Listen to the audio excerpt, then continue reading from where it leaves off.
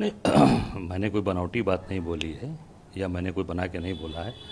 जो उन्होंने पूर्व में अपने परिवार के घर के साथ जो किया गया है उसी को हम लोगों ने बोला है। कोई अपनी तरफ से बना के या मैंने कोई अपशब्दों का प्रयोग या मैंने कोई गलत बात नहीं बोली। जिस तरह से उन लोगों ने मेरे बारे में जो अपशब्द बोले हैं उन्होंने उस तरीके से मेरे बारे में अपशब्दों का उपयोग किया है। और राजनीतिक अलग विषय है, पर आप किसी का अपमान करेंगे, किसी को आप मान मर्दन करेंगे, मैं समझता हूँ कि ये उचित नहीं है। और जो व्यक्ति मैं समझता हूँ कि जो व्यक्ति पढ़ा लिखा समझदार आदमी है उसको समझदारी से और अपने जो चीज़ें हैं उस पर निश्चित तौर से आपको समझदारी का परिचय देना चाहिए।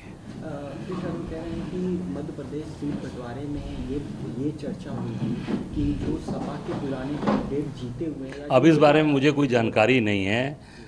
उस बारे में वो आदरणीय कमलनाथ जी और वहाँ के नेतागण बता सकते हैं। मैं सिर्फ इतना ही कह सकता हूँ कि किसी के बारे में कोई भी आदमी, मैं किसी के बारे में अपशब्द नहीं बोलता, न किसी के बारे में मैं अमर्यादित भाषा का इस्तेमाल करता हूँ। तो मेरा यही आग्रह निवेदन है कि आप किसी भी व्यक्ति को, मैं साधारण से कार्य करता हूँ, कोई भी बात है, मैंने कभी भी अमर्यादित भाषा और कभी भी ऐसी अनपार्लियामेंट्री लैंग्वेज मैंने कभी इस्तेमाल नहीं किया।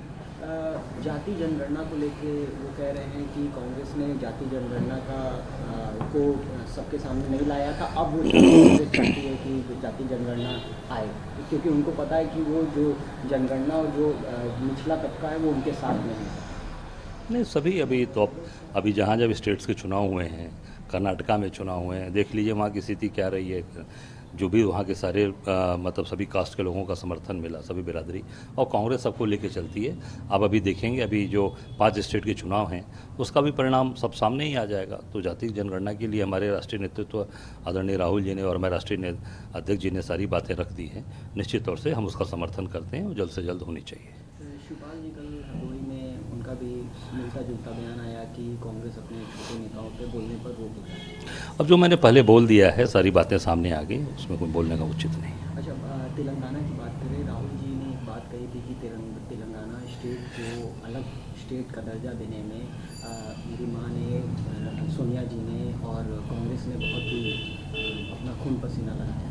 लेकिन बीआरएस की माँ जो के कविता है वो कह रही है कि तेलंगाना को पीछे करने में कांग्रेस का बहुत योगदान है, और इंदिरा जी ने जो फायरिंग कराई थी 69 युवाओं पर, उसका को जवाब कौन? नहीं, तेलंगाना को विकास करने में, आगे ले जाने में और उसको अलग दर्जा राज्य दिलवाने में पूरी तरीके से आदरणीय सोनिया जी और पूरे उनके परिवार का उसमें पूरा हाथ है, सहयोग है। और सोनिया जी ने आगे बढ़कर जो वादा किया था वहाँ की जनता से, उसे पूरा किया है।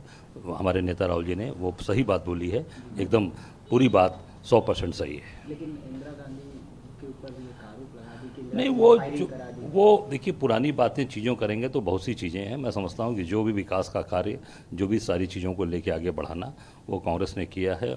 और आदरणीय सोनिया जी ने उसको निश्चित तौर से अलग राज्य का दर्जा दिलवाया और उसमें विकास का कार्य जो तेज़ी से हो रहा है। 5 राज्य के चुनाव को लेकर क्या आप कहना चाहेंगे? 5 राज्य के चुनाव, पांचों राज्य के चुनाव के परिणाम हमारे पक्ष में, कांग्रेस के पक्ष में। मध्य प्रदेश में जीत रहे हैं, राजस्थान भी डंके की चोट पर जीता जा रहा है, छत्तीसगढ़ भी जीत रहे हैं, तेलंगाना मजबूती के साथ एकदम सारी चीज़ें खड़ी हुई आगे जीत रहे हैं, मिजोरम में भी जीत रहे हैं, और निश्चित तौर से बाकी दलों का सफाया हो जाएगा वहाँ से।